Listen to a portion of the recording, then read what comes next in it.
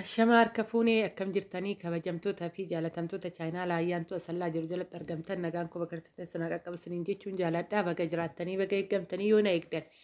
Egaa ka viidiyoo isin jaalatan taqa qabadheen kara keessan dhufee waa'ee meeshaalee hojjetamuu gubbaarratti kan akka biiffee kan akka xarapheezaa wantoota qumsaaxiniidhaan illee wal qabate hunda isaatuyyuu qabadheen kara keessan dhufeetoo jira. Viidiyoo kana laayik sheer gochuudhaan hiriyoota keessan biraan gahaa. Dhugaa dubbachuuf na jajjabeessaa jirtanii hedduu tokko galatoomaa qomoo koo isiniin jechuun jaaladhaa. Dhugaa waaqaa gaditti abdii keessan har'a eegee jira isiniin jechuun jaaladhaa. Egaa ka warri chaayinaala ayyaantu asallatti faaraa taatan soggaraatan immoo sabiskiraayibii godhuudhaan maatii keenya ta'a jechuun gamanumaan affeerraa kooti. Ijoolleen gaafii na gaafachaa jirtan egaa wanta hunda chaayinaalii kanarraa ni dhabdan jedhee too yaadu jechuudha. Meeshaalee maankarraa jalqabee hanga meeshaalee mana keessa jiran isiniin jechuun jaaladhaa. Egaa kunoo akka argaa jirtanii fuuldura keessanitti biiffee fi meeshaa kana ammoo namni mana ofiitti keessattuyyuu mana kutaa hirriibatitti qalxaf godheetoo mana kiraa haa ta'u mana ofiitti illee keessattuu warroonni mana akka caraqaa ijaarrataniitoo jiran adii tana mana keessatti galfatanitti fayyadamuu jedhanii namatti hojjisiifate kana akka argaa jirtan adii tana jechuudha.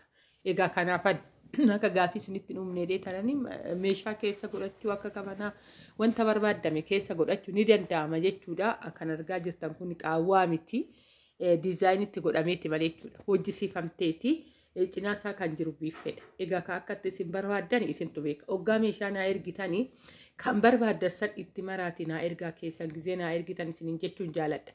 Itti aansuudhaan karaa yaada kootti oduun darbiin ijoolleen odoo taambileelii gubbaarra jiru ani viidiyoo keessatti illee lakkoofsa kiyya dubbadheetoo jira. Lakkoofsa warri na gaafattan irratti jechuudha. Koomentii jalatti lakkoofsi kiyya gizee hundaayyuu waa'ee meeshaalee gizeen hojjedhu baay'inaan akka tasaa yoo ta'e malee baay'inaan bilbila kiyya irratti bilbila kee taambileelii gubbaarra nan teechisaa viidiyoo irratti illee nan dubbadha jechuudha. Kanaafuyyuu jalqabuma kana irratti warroonni na gaafattanii bilbilli kiyya duwwaa 945826745dha. Kanaan na argachuu dandeessan karaa iimootiin jechuudha. Waatsaappiin xiqqoo ishii na rakkisee jira samoona kana maal akka ta'e hin beeku na didee guyyaa lama jechuudha.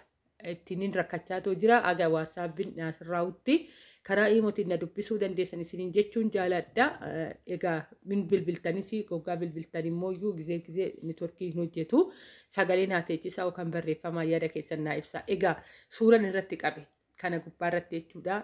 Kana dhugaan isiniin jedha bareedina isaa argaa jirtu diizaayinii filachuu ni dandeessan. Ani garuu ofii kiyya kana irratti hojjechaatoo jiru jechuudha.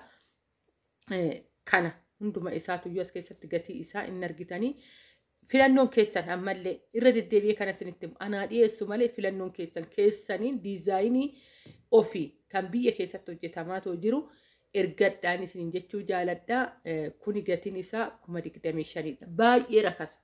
Dhugaan isiniin jedhaa baay'ee tokko rakasa.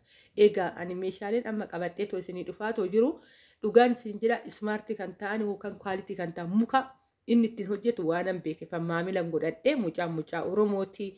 Ijoollee baay'ee hojjettoota baay'ee of jalatti bitee nama hojjechaatoo jirudha. Dhugaan isiniin jedhaa qaxalee mucaati hojii nama jaalatudha. Nama qarshii osoo hin ta'in hojii qulqullina hojii nama itti amanuudha. Dhaloota qubeeti. Kana gatii kanaan gonkumaayyuu hin eeggamu jechuudha. Mastaawutiin har'a biyyatti meeqadha? 25,000 isiniin jechuun jaaladha. Egaa kan jira kan biraatis ijoollee gizee baay'ee viidiyoo irra buttanii irraa barumsaan argattanii irraa deebii achitti argattanii irra deebitanii gatiin isaa meeqa jechaa jirtanii suuta hidhaa dhaggeeffadha. Keessattuyyuu xarapheezaa warroon ijoolleen keessatti argitan jirtanii xarapheezaa gatii isaatillee warra ni barbaadan ni barbaanna warri jettan isinii hojjisiifamuu ni danda'a isiniin jechuun jaaladha. Dabalataan immoo waa'ee meeshaalee irratti ijoolleen ammallee oduu achumarra jiru nu ergii viidiyoo nu hojjedhu jettaniitu iyyuu jira.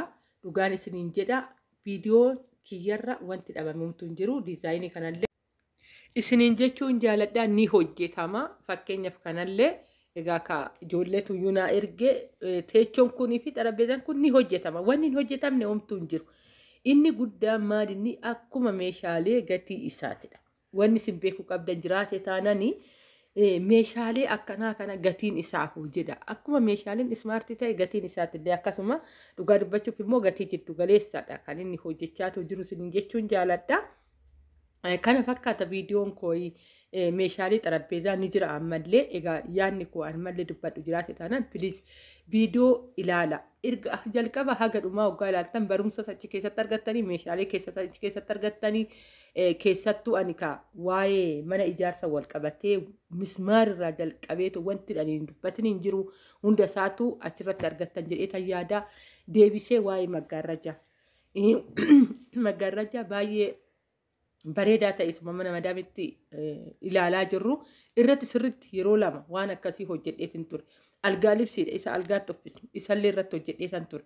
Viidiyoo jala gizee fakkeenya faarawaa taatanii dhuftan ijoolleen haarafti sabiskiraayibii gootanii kara keenya warri dhuftanii egaa xarapheezaa kanarraa oduman dubbadhuuni xarapheezas kan argaa jirtan kunillee baay'ee tokko bareedaa dhugaa dubbachuu fi warri ni bitanna jettan ni jira biyya keessa isiniin jechuufan ni hojjetamaa isiniin jechuufanii gatii isaa na gaafachuu dandeessan gatii isaa kana ani hin gaafan sababbiin isaa yoo barbaadan hin jira isiniin jechuufan nama tokko keessa natti erge meeshaan kun jira argadhaa naan jedhee jechuudha isin hundaafuu deebii ta'afan qabadheetoo dhufe ani kan biiffeti gatii biiffee qofaadha kanan achirratti dubbadhee waa'ee xarapheezaa gatii isaa ani hin gaafanne achi dhaqee ni jira warri xalabachuu barbaadan isiniin jechuufani nu bira ni jira jedhee dubbachuufan dhufe kara keessanii isiniin jechuu jaaladha akkasuma warroonni sabiskiraayibii gootanii haarafti gizee dhuftanii gizee isin bira chaayinaandi kun ga'e jala gadi bu'aatii ilaala achi jala hunda isaatuun argattan viidiyoo jechuudha viidiyooma kan jedhu tuqxan taanan